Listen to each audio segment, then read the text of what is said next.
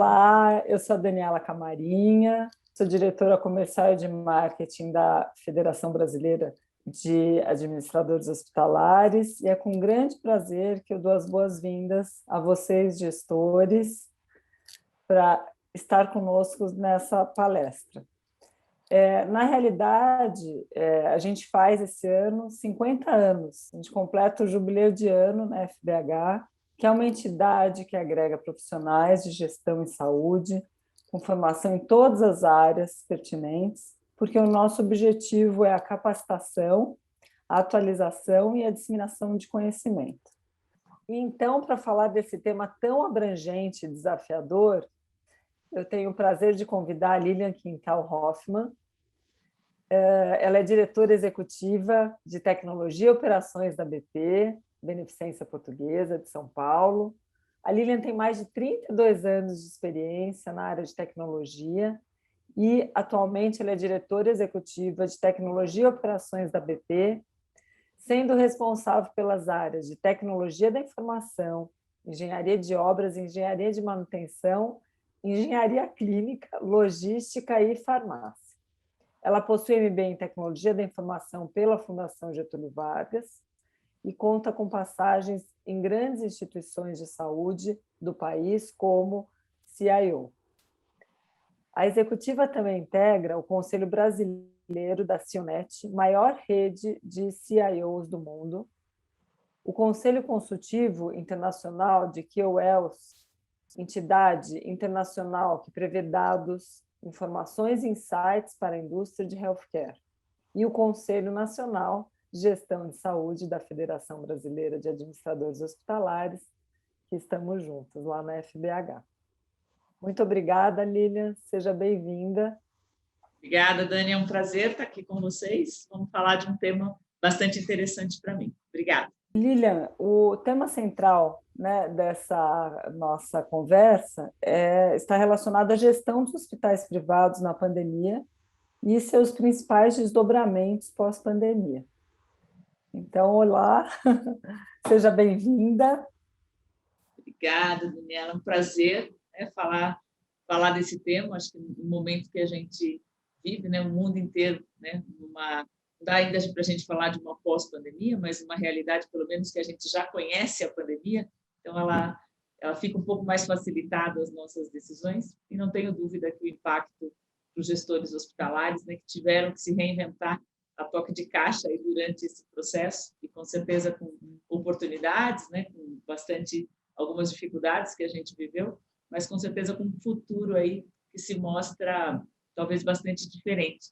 Acho que falar sobre isso vai ser bastante interessante e agradeço o convite. Nós que agradecemos muito. E é interessante, até eu gostaria de compartilhar aqui com você e com todos os nossos ouvintes. A gente fez, no final do ano passado, em comemoração ao Jubileu de Ouro, uma pesquisa com gestores hospitalares na FBH. E a ideia central era entender quais eram os temas que mais impactavam o dia a dia deles na atualidade e que mais trazia preocupação relacionada ao pós-pandemia. E a área de gestão e estratégia de negócios foi a principal, seguida pelos impactos financeiros e a transformação digital em si, né? Então, eu acho que o tema que a gente vai falar aqui e aproveitar toda a sua experiência relacionada à tecnologia vai ser super importante estar aliada, né, ao que o gestor precisa, né, e gostaria de ouvir. Nessa pesquisa, a gente teve uma participação importante de administradores e gestores, então quase 50% de respostas foram eles, e na sequência médicos e engenheiros. E por fim, eu achei que valia a pena trazer aqui para vocês ficarem cientes, essas pessoas que responderam à pesquisa, elas chegam a ter mais de 30 anos de relacionamento com a FBH. Então, a gente tem uma grande parcela que tem até 10 anos, uma parcela intermediária até 20 anos e uma parcela bem interessante também, com mais de 30 anos. Então, eu acredito que esse trabalho, né, ele vem com o nosso apoio na FBH, colaborar com esses 50 anos. E para a gente começar a sua explanação, eu separei algumas questões, você fica super à vontade de incorporar outras, mas a primeira acho que vai ao encontro do nosso tema central, porque falar de gestão é muito abrangente, então a gente trazer, né, o impacto então relacionado à tecnologia e quais os avanços digitais que você entende que foi impulsionado pela pandemia e o que será mantido nesse pós-pandemia. Perfeito, Dani. Olha, quando a gente fala, né, olhando para a pandemia e pensando, né, esses avanços digitais, e né, tem uma máxima que está se falando muito no mercado que a gente diz que fez 50 anos em 5, e tem hora que a gente diz que é 5 anos em 5 meses, né, que eu acho que aí a proporção ela fica mais fidedigna. E é fato que, se você olha mundialmente, a demanda, né, seja do paciente, seja da própria instituição, por canais digitais em geral, ele foi bastante exacerbado durante esse período. Quando a gente fala especificamente da área da saúde, o que vem sempre à mente, acho que são dois grandes aspectos, né? Quando a gente olha para o paciente, vem à mente a telemedicina, né, que teve vamos dizer, seu impulsionar no Brasil por conta da pandemia, né? Não só no sentido do tratamento, mas se a gente pensar nas questões legais também, né? Ela foi permitida a partir do momento em que a crise se instalou e que a gente precisou usar desse recurso. E quando a gente olha do lado da administração, do lado das estruturas físicas dos hospitais, a gente também precisou ter tecnologia, né? Às vezes por um processo de home office, né? Hospitais que instituíram, no nosso caso aqui na área administrativa, foi uma das nossas iniciativas também, e tecnologias para facilitar, porque todos nós, né, como pessoas envolvidas numa pandemia, nós tínhamos que lidar, e aí os hospitais tiveram que lidar com uma doença desconhecida, com o medo, né, como qualquer ser humano de uma pandemia, e atender pessoas, né, cuidar dessas pessoas, mas, na verdade, está no meio do olho do furacão da mesma forma. E quando a gente olha para essa situação, a tecnologia ela conseguiu aportar situações onde a gente dizia o seguinte: basta a gente pensar, por exemplo, qualquer um de nós, vamos pensar num ambiente hospitalar, uma recepção de um laboratório, né, num hospital, numa unidade de saúde. Todos nós, né, chegando, por exemplo, a este local, se a gente chegasse nesse local e ele tivesse muitas pessoas, a nossa reação, né, foi e é uma reação de desconforto. Então, como é que a gente faz? Continuo tendo que atender o mesmo volume. Nem sempre a gente tem oportunidades de aumentar os espaços, porque, na verdade, às vezes você tem uma limitação física, por exemplo, numa recepção. Então, a tecnologia ela veio, é a hora que os auto-check-ins eles aumentaram, né, para que este paciente pudesse passar, por exemplo, por esta etapa, que era uma etapa bastante presencial, e conseguisse avançar sem ter o desconforto. Então, acho que a pandemia e a tecnologia, ela nos fez pensar muito sobre a experiência do cliente, né? Onde é que eu coloco esse processo? A própria questão do atendimento. E se a gente fala dos colaboradores, né, dentro das possibilidades, é claro, quando a gente fala quem está na linha de frente, com todo, obviamente, o treinamento e as situações de proteção que foram instituídas, mas quando a gente pôde olhar, por exemplo, para o pessoal mais administrativo, que podia, né, e tinha recursos para não serem expostos, isso também foi uma realidade. E aí, quando você diz, né, o que perdurará, com certeza, essas duas linhas perdurarão, né? Aquilo que a gente entrega ao paciente para que ele tenha uma jornada mais fluida, e a tecnologia tem essa premissa, e para o colaborador, quando a gente fala no regime de modelo de trabalho, a gente diz que, com certeza, vai vingar o regime híbrido, né? A gente já teve aqui na BP, pelo menos, bastante exercício de pensar num full home office, que foi assim que a gente instituiu logo lá no início. Depois tivemos também, então vamos voltar à hora que a pandemia, né, todo mundo estiver vacinado e apaziguar essa situação, a gente vai voltar, e nós percebemos que não, né? Usar do benefício, né, dessa modalidade híbrida. Então, aqui na BP, por exemplo, a gente adotou um modelo que a gente chama de 3-2, né, que é um modelo onde 3 dias nós estamos presenciais, 2 dias nós estamos em home, e esse é um modelo que, para nós, ele tem se mostrado efetivo, produtivo, também com maior bem-estar, o próprio colaborador gosta dessa alternativa. Então, acho que a gente, realmente, com a pandemia, modificou, né, o olhar da tecnologia, seja para o paciente, seja a maneira como a gente usa a tecnologia aí numa área mais administrativa, no modelo de negócio e no modelo de trabalho. E, Lilian, quando você coloca, né, toda a sua experiência na área de tecnologia e esses impactos dos 5 em 5 meses, a BP tem muitos anos. Você Sim. pode dizer que existe uma transformação cultural? Conta um pouquinho sobre essa questão de quando a BP, né, surgiu e como ela se transformou. Sim, com certeza, né? Acho que essa transformação cultural, a maneira como a gente lida, né, a própria administração do hospital, e a BP vem, né, trabalhando vamos dizer, numa estratégia, né, que, logicamente, ela teve momentos em que a grande preocupação da BP era torná-la uma empresa sustentável do ponto de vista financeiro, né? Então, ela tinha aí uma meta, né, inicial de fazer um turnaround, de poder efetivamente gerar recursos para investir, para poder crescer. Num segundo momento, a gente teve uma onda muito de consolidação, né? Então, prestar serviços no mercado, se posicionar, ter uma marca reconhecida, como toda a tradição, né, que a BP sempre teve, e começar um processo que a gente chamou de modernização, então, tecnologias bastante aplicadas, seja no atendimento do paciente, seja no dia a dia. Então, a gente buscou muito 100% de um hospital digital no atendimento do paciente, então, prontuário eletrônico, para 100% dos casos, integrado.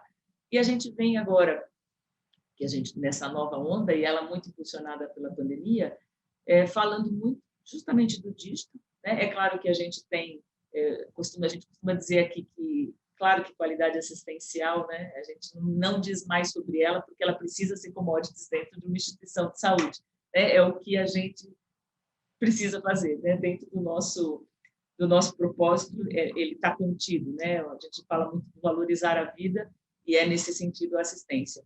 Mas o que vem de novo, né? O ingrediente que vem de novo nessa nova etapa, ele passa muito por um posicionamento que a gente costuma dizer que é extra-muro, né? E o digital, ele tem essa possibilidade, né? Como é que eu entrego? E a gente fala bastante da saúde, mas também como eu entrego treinamento. Então, a BP modificou as plataformas de treinamento. Claro que eu tenho muito treinamento ainda presencial, principalmente de técnicas, mas a gente entregou plataformas de EAD. Então, parte dos nossos treinamentos, dando o exemplo, né, de um assunto do momento, LGPD, todos os nossos treinamentos de LGPD, não necessariamente todos, mas 80% deles, eles são feitos hoje de EAD, e feitos com uma participação muito interessante, né, acima de 90%, e feito também, a gente não tem feito só o treinamento, a gente tem feito as avaliações de reação, né, as avaliações de captura de conteúdo, até porque nós também tínhamos uma dúvida, como é que seria a adaptação, né, dos colaboradores de todos os níveis, né? Nós estamos falando da LGPD para os 7.000 colaboradores, então tem lá o meu profissional da tecnologia, que com certeza vai ser mais simples para ele, né, o lidar com a tecnologia, o logar na plataforma, e eu tenho, ao mesmo tempo, um atendente de farmácia, né, que faz um processo, por exemplo, de entrega dos medicamentos lá na cadeia medicamentosa, na dispensação. Eu tenho a pessoa da manutenção, né, que executa atividades de manutenção, marceneiro, e que algumas pessoas elas podem ter uma certa dificuldade em lidar com a tecnologia. Então, a gente tinha essa dúvida também. Como é que vai ser um EAD, né, a adesão disso? Mas, mais do que isso, eu não quero só que a pessoa assista, né, ao treinamento, eu quero que ela interaja e que ela seja avaliada. E os nossos índices de avaliação, eles são bastante altos. Então, isso também são coisas que não se modificará. A cultura vai se alterando, E a cultura hospitalar, né? Se a gente pensar nos nossos modelos, eles sempre foram modelos onde o paciente vinha a nós, né? Sofria um diagnóstico, uma terapia e voltava para a sua residência. Há muito tempo a gente já não quer só isso, né? A gente quer uma prevenção, a gente quer um monitoramento a partir do momento em que a gente recebe alta. Então, a necessidade que os hospitais atuem fora das suas paredes, ela já era uma necessidade. A hora que a pandemia veio, isso cresceu muito nessa expectativa. Então, essa mudança, né, de mindset, de cultura, para ter essa nova entrega, ela precisa ser também em todas as camadas. Então, eu preciso falar digital com o meu colaborador para que ele também consiga entregar o digital para o paciente. Eu não posso manter o colaborador num processo totalmente analógico e achar que ele vai entregar qualidade. O médico não pode ser analógico e, numa telemedicina, ele ter dificuldades, por exemplo, de interagir, de se expressar. Às vezes, é claro que a gente precisa de tecnologia para amplificar a telemedicina, mas a gente tem trabalhado nesse sentido. O colaborador, ele é um ponto de fomentação de tecnologia para que essa entrega possa ser adequada lá na frente. Mas é bem isso, acho que a cultura, né, de respirar e de utilizar e acreditar no potencial das tecnologias é o que a gente tem vivido bastante atualmente. E é interessante que o papel desse gestor, né, tanto para os hospitais pequenos, médios, né, e grandes, que talvez tenham, né, menos estrutura em termos de equipe, ele passa a ser essencial, ainda mais essencial para orquestrar, né, todas essas mudanças e é uma mudança que ela não veio para não ficar, né? Ela veio para ficar. Quando você fala, né, comentou agora sobre a experiência do paciente, a questão dele passar, né, se engajar com a empresa antes de chegar na empresa. Antes da pandemia, eu visitei um hospital fora do Brasil e eu percebi que existia toda uma questão voltada para a tecnologia de check-in, de totens, mas em todos esses pontos de contato digitais tinha sempre uma pessoa ao lado. E eu questionei se tem o totem, por que a pessoa? E aí eles falaram, olha, culturalmente o paciente ele tem essa dificuldade. Então, para o paciente, isso também foi um ganho muito importante, porque ele, né, teve uma grande mudança e com certeza vai facilitar o dia a dia dele como paciente, né? E acho que tem, né, Daniela, a gente tem uma... É claro que a pandemia ela impulsiona porque ela exige este posicionamento, né? Se a gente pegar hoje, por exemplo, na questão do e-commerce, tem muito estudo dizendo, né, qual é o percentual de pessoas que não haviam feito nenhuma transação, né, comercial na internet e que passaram a fazer. Eu costumo dizer que eu tenho um exemplo em casa, meus pais, né? Eles não eram pessoas, né, tinham medo da relação comercial e hoje eles são consumidores porque foram obrigados a assumir. Na área da saúde, isso também é dessa forma. Mas, ao mesmo tempo, a gente precisa ter esperar esta conversão, né? Então, acho que o exemplo que você deu é bem feliz, né? A hora em que você coloca um totem e você coloca a pessoa, né? É claro que no momento zero, muitas vezes foi para um processo de tentativa de adesão. Quando a pandemia chega, isso fica facilitado, porque muitas vezes até o incômodo de ter a pessoa ao lado do totem já incomoda o paciente, porque eu não quero, né, relação e proximidade com ninguém. Mas, ao mesmo tempo, os hospitais, né, e os gestores hospitalares também precisam ter um foco, que acho que como você colocou, é uma mudança de cultura. E a gente tem que ir encontrando as estratégias para que esta mudança de cultura ela aconteça e que a gente vá fomentando. E a gente precisa entregar, quando se entrega, por exemplo, uma questão digital, no mínimo uma experiência igual à analógica.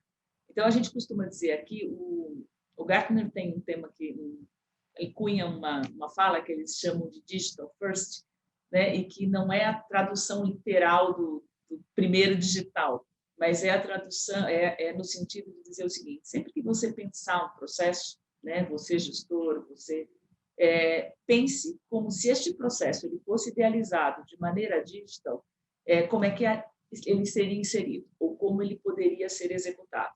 Essa é a primeira mudança. Então, se eu chego num hospital, numa recepção, e eu tenho, por exemplo, uma pessoa, um modelo clássico, que preenche a minha ficha, né, e eu dou meu nome, eu digo o que eu vim fazer, à medida em que, por exemplo, eu coloco um totem, e nesse totem eu faço uma fila de pacientes, e faço o paciente lá ter que ficar digitando o seu nome, eu piorei, eu pus uma tecnologia e eu piorei muito a experiência dele, porque ele sentava, ele dizia bom dia para uma moça, ele conversava, ele tinha alguém que digitava por ele, a experiência dele é melhor, não é melhor, né? Eu sei que o exemplo do totem que você me deu não é esse, mas vamos dizer que tem, às vezes eu ouço ideias, inclusive aqui dentro da BP, de vamos colocar e o paciente faz. Eu digo, olha, você quer que o paciente faça o seu trabalho ou você quer dar uma experiência digital para o paciente? Isso é muito diferente, né? Nós mesmos, se a gente pensar no banco, que é o exemplo que todo mundo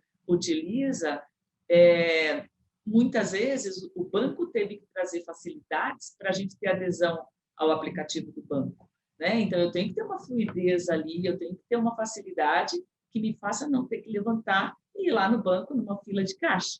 Agora, se eu chego num hospital e eu tenho uma fila no totem para fazer um preenchimento de uma ficha, essa experiência ela é pior.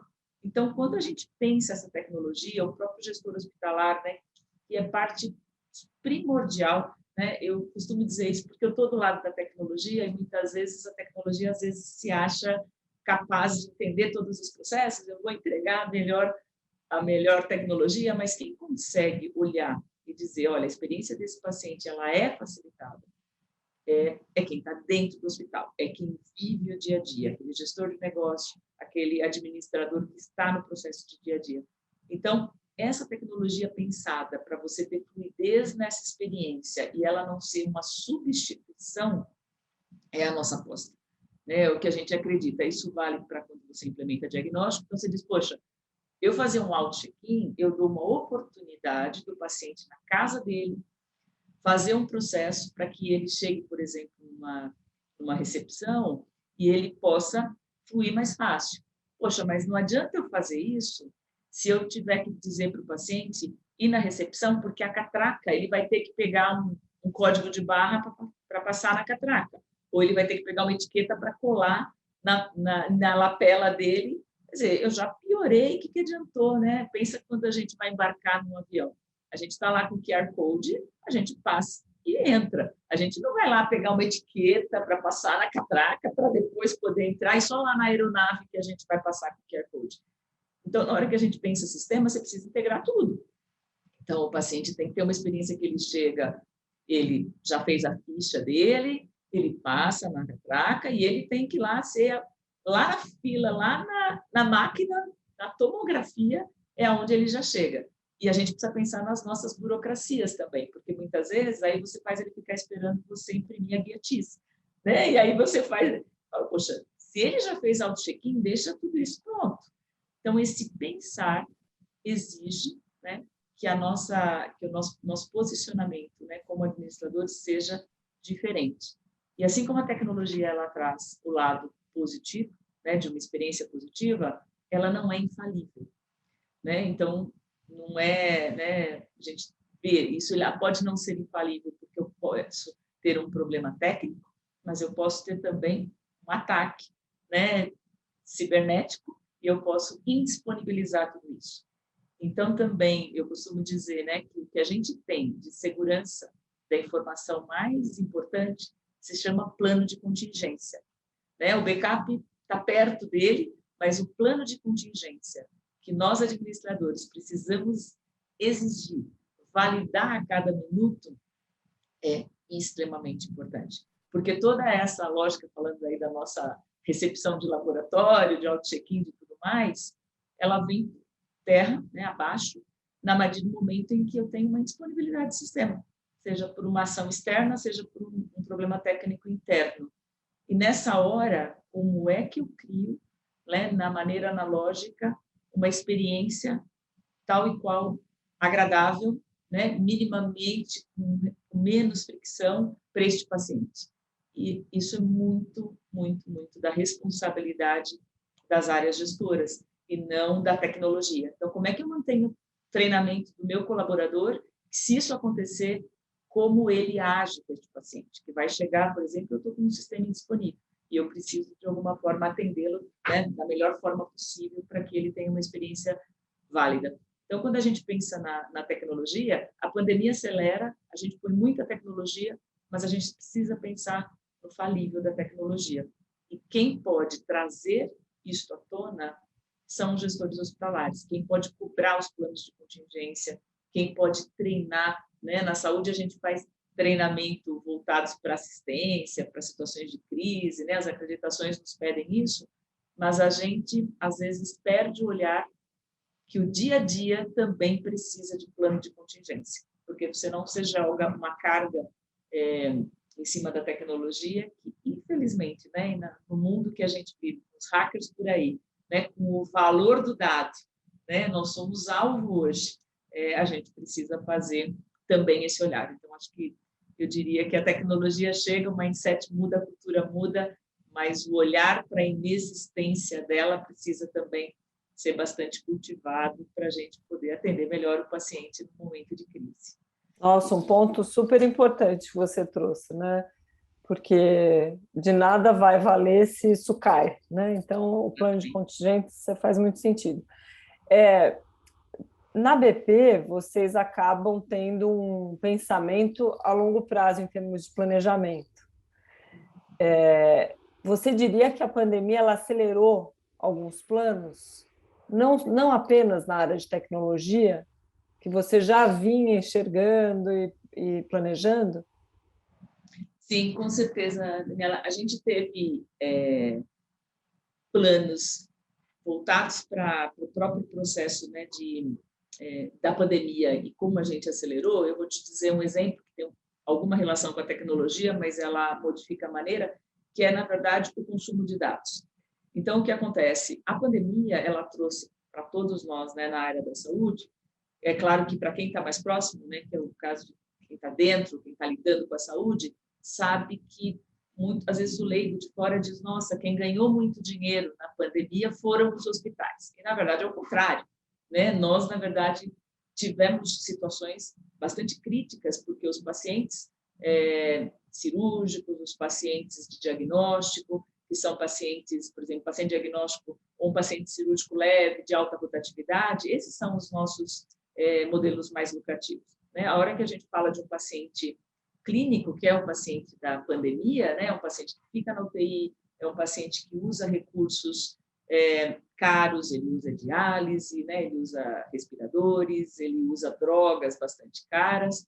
No nosso modelo de negócio hoje, na grande maioria, a gente tem tudo isso contido numa diária, então ele é um paciente custoso, mas a minha entrada financeira, pensando aí nos planos, né, nos convênios, ele é uma entrada restrita para o preço de uma diária.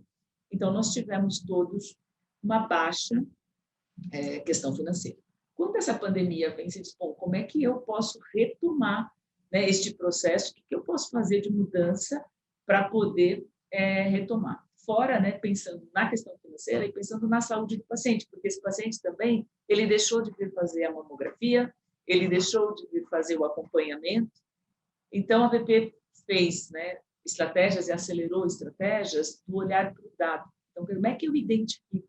Como é que eu olho para este processo de formação e como eu começo a interagir com este paciente, seja para trazê-lo de volta, né? Pode ser para uma cirurgia, para um exame que ele desmarcou, né? Então, a gente olhava o no-show, né, quando o paciente desmarca esse exame no passado, um olhar de cobrir a agenda, de pensar como que eu faço uma agenda confortável, quanto eu posso ter aí de overbooking que vai, na verdade, ser consumido pelo paciente, né, deixa de vir, então eu posso atender um número um pouquinho maior, mas eu vou ter uma boa experiência. Só que a gente precisou reverter. A gente falou, bom, agora eu preciso olhar para o dado, identificar quem precisa de assistência e como é que eu me comunico com este paciente. Como é que eu digo a ele, olha, venha, né? Como é que eu modifico a minha estrutura física para recebê-lo? Porque eu não posso falar para ele, venha, e ele achar que ele vai entrar pela mesma porta que entre os pacientes com suspeita de Covid.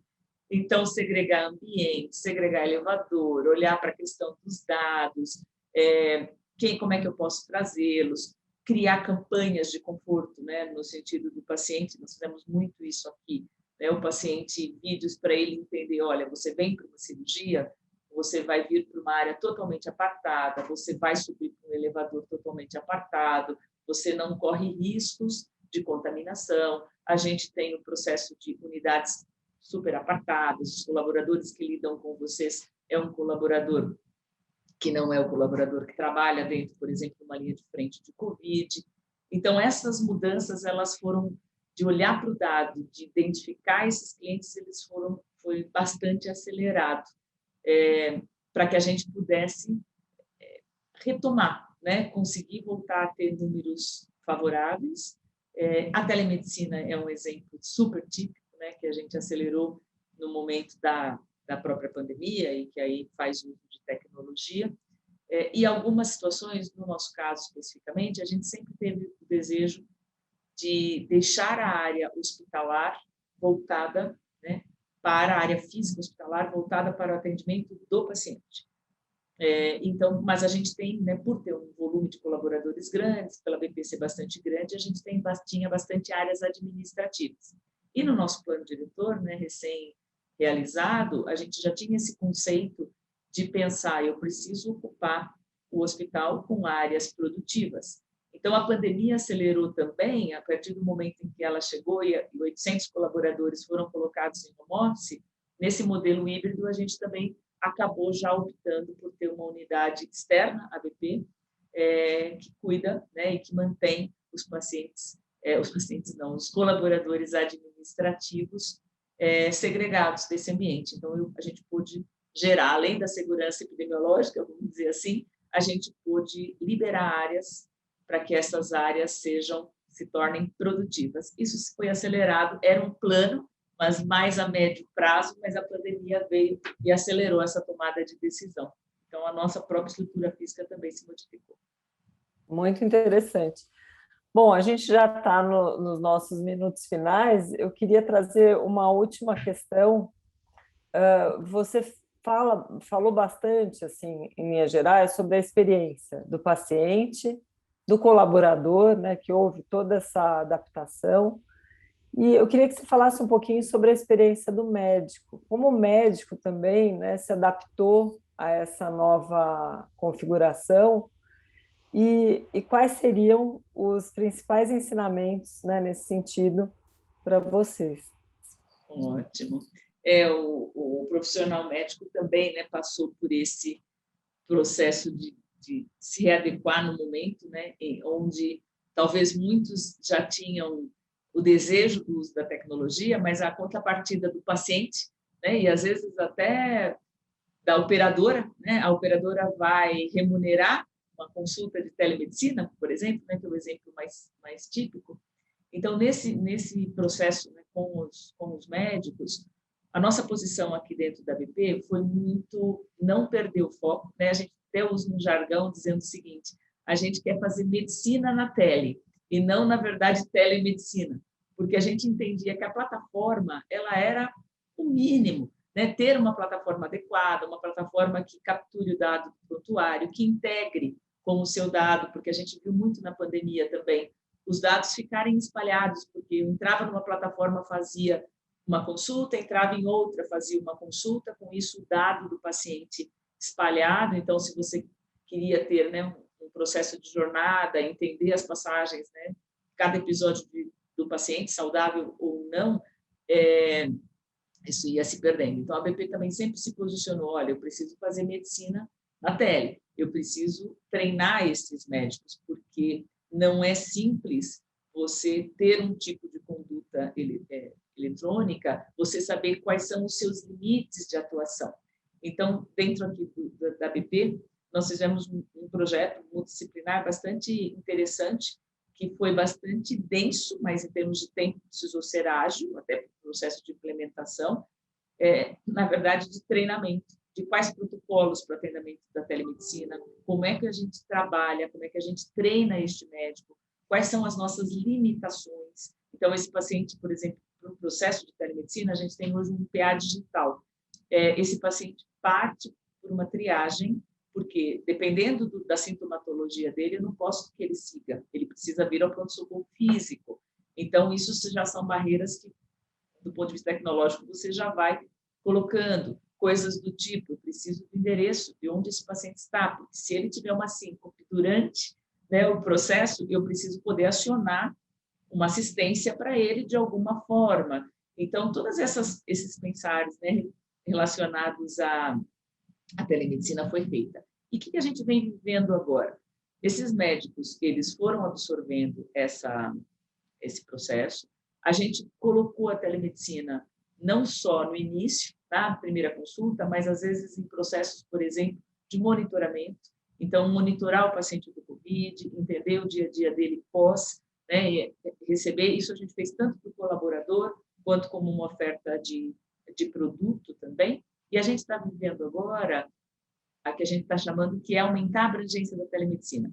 Então, olhar, por exemplo, para dispositivos que possam ser utilizados, técnicos, né? Pode ser físicos, então eu poder entregar um point of care na casa do paciente para que ele meça, por exemplo, tem hoje em dia até para fazer exames de hematócrito, hemoglobina, sem nenhum tipo de processo invasivo. Então, esse modelo, a gente vem na inovação olhando para modelos onde, a partir do processo de telemedicina, usando uma leitura do rosto, usando IA por trás, a gente consiga saber oxigenação, pressão, frequência cardíaca, batimento, só durante o processo. Então, com isso, você vai aumentando o número de informações e você vai poder aumentar o número de atuação do médico na telemedicina. A BP tem bastante essa crença desse cuidado digital, né? Dessa entrega de cuidado digital, e, na verdade, cada vez mais voltados. Claro que quando a gente fala da telemedicina, pode ser um processo de diagnóstico, pode ser até um processo de conduta, mas quando a gente fala do cuidado digital, a gente pode estar falando de todo o leque.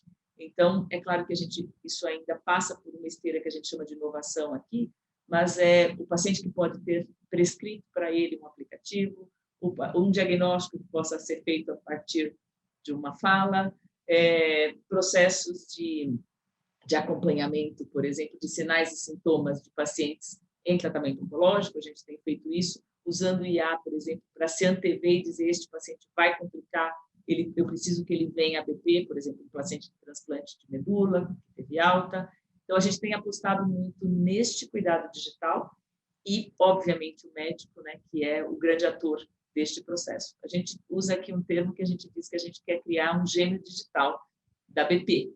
Né? Então, a BP é um grande hospital, mas a gente quer ter o gêmeo digital. O tema gêmeo digital na tecnologia ele é um pouco diferente, ele é criar uma estrutura tal qual o ser humano e eu aplicar condutas neles digitais para que eu entenda a reação. Né? Esse é o termo, mas aqui a gente meio que se apropriou do termo e está dizendo, olha, lá no futuro, né, a gente diz que é o BP 2030, da demora, mas a gente quer ter o gêmeo digital da BP, a gente quer ter, na verdade, um hospital onde o paciente tenha fluidez, não importa se ele está aqui fisicamente, se ele está lá na casa dele, se ele está em viagem, ele possa ter a melhor assistência. Acho que essa é a nossa busca agora. Muito legal, obrigada, Lilian. E é interessante que, durante todas essas suas colocações, você usa muito bem alguns termos exclusivos da BP. E a gente sabe, em termos de comunicação, quanto isso engaja as pessoas. Né? Então, é muito mais fácil você trazer o 3.2, o Digital First, o gêmeo digital, do que explicar toda uma teoria por trás da vontade de vocês, e isso acaba acelerando essa mudança cultural. Né? Parabéns.